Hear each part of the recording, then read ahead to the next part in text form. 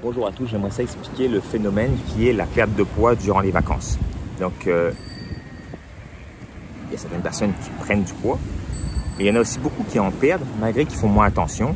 Et j'aimerais expliquer un petit peu ce phénomène. Donc, la plupart de mes clients sont des athlètes, des entrepreneurs, des médecins, des gens qui ont des postes à responsabilité, des gens qui ont un niveau de stress plus élevé que la normale. Donc, il faut savoir que le stress aigu, donc un tigre nous attaque ou un mammouth nous attaque, notre corps va créer une cascade hormonale et mobiliser nos ressources d'énergie pour notre survie. Ça, c'est normal et c'est sain et c'est tout à fait nécessaire à notre organisme. Mais c'est le stress chronique, ça veut dire que si ce stress-là est élevé trop souvent ou trop longtemps, qui va être néfaste pour notre corps, car il se sent constamment en danger, passe en mode survie et ne se permet plus de perdre du poids. Car il a peur pour notre survie. C'est-à-dire que la mission numéro 1 de notre corps, c'est de survivre. La mission numéro 2, c'est de se reproduire. Donc, je peux avoir plein de symptômes associés à ça, qui sont des douleurs articulaires, des reflux, serrements de dents, de l'insomnie, de la prise de poids, de la perte d'appétit. Ça peut être aussi des douleurs articulaires, de l'eczéma. Il y a plein de symptômes qui peuvent être juste liés à un excès de cortisol. Donc,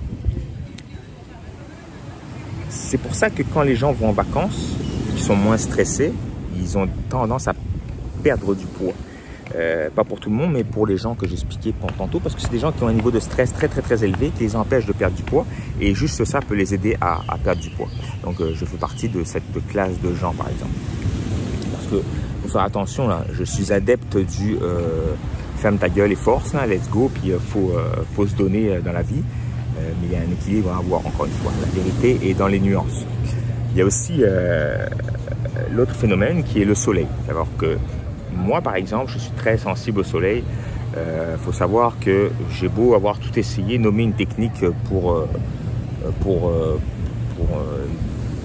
gérer l'hiver, parce qu'au Québec, l'hiver est quand même assez long et assez froid.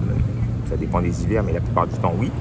Et le manque d'ensoleillement peut avoir un impact sur votre système. Et moi, je suis très sensible à ça. J'ai beau avoir essayé la luminothérapie, la vitamine D, etc. Il n'y a rien qui remplace du soleil. Là, par exemple, je suis en vacances pendant quelques jours au Mexique. Au bout d'une journée, je n'étais déjà plus le même homme. J'avais de meilleure humeur, je me sentais plus d'énergie, j'avais envie d'énergie, j'avais du chien, comme on dit au Québec. La libido, tout ça, tout était mieux tout d'un coup. Donc ça avait un gros impact sur mon système. Alors que l'hiver, je trouve ça difficile. D'ailleurs, c'est bien pour ça que les animaux qui instinctivement ils partent à cause du froid et à cause du manque de soleil. Nous, on vit différemment des animaux avec un peu moins d'instinct, mais bon, c'est pas le sujet. Donc il y a le fait que le stress soit moins élevé peut aider à perdre du poids. Il y a le soleil qui apporte de la sérotonine aussi. Il y a aussi la marche, c'est-à-dire qu'en vacances, des fois, on prend moins l'auto, on est moins assis à un bureau d'ordinateur, puis le fait qu'on marche beaucoup plus, donc il y a beaucoup de gens qui font 10 000 pas et plus, et ça peut aider à perdre du poids parce que c'est une activité physique qui ne fait pas élever le cortisol, donc qui aide à descendre le cortisol, parce que déjà je suis en plein air, je suis de meilleure humeur, c'est multifactoriel, hein, c'est pas juste un ou l'autre, mais c'est un multitude de facteurs dont la marche fait partie de l'activité physique qui est non intense, fait pas élever le cortisol et aide à bouler du gras. Ça, c'est un autre phénomène. Et le dernier phénomène, c'est le sommeil. Parce que si on ne dort pas, on ne peut pas récupérer. Et la plupart des gens ne dorment pas parce que bon, ils sont angoissés, les mères de famille, les propriétaires d'entreprise, etc. Ils sont angoissés, ils sont très stressés. Et de ne pas dormir, bah, écoutez, ça a un gros impact aussi sur votre système. En vacances, souvent, on dort un peu mieux.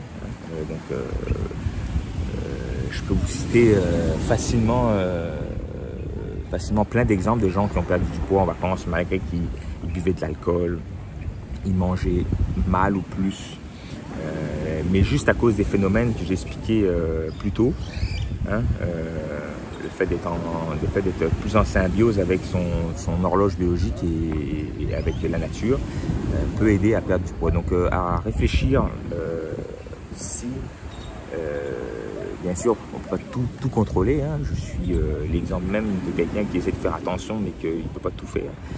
Mais au maximum, si on réfléchit aussi à ça, on a beau faire des diètes, s'entraîner hardcore et travailler fort, des fois ça va contre notre physiologie, puis ça peut nous empêcher aussi d'atteindre notre objectif. Donc si votre objectif c'est la perte de poids, ben, je vous invite à faire attention à ça. Voilà, merci.